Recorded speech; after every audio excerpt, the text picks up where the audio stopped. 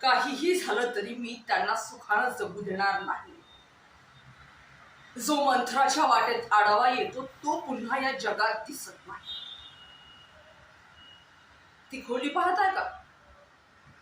बाहेरून फार छान महालासारखी वाटते, पण सगळे तिला शवागार म्हणून ओळखतात. या गावात जो जो आमच्या विरोधात गेला त्याला आम्ही तिथे आणून गाडला. तशी वाईट नाहीये मी.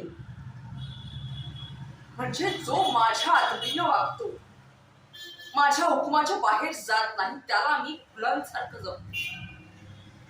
आणि तुम्ही सांगताय कुणी योगी आले आहेत आणि ते माझा हुकूम मानायला तयार नाहीत. कशी हिंमत झाली त्यांची? त्यांना म्हणावा असे योगी मी खूप पाहिली आहेत आणि आमच्याकडे ते फक्त दान स्वीकारायला येतात.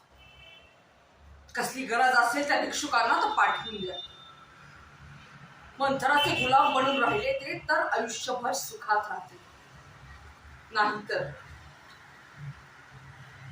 नाहीतर होत्याचे नव्हते कधी होतील हे त्यांना त्यांचं सुद्धा कळणार.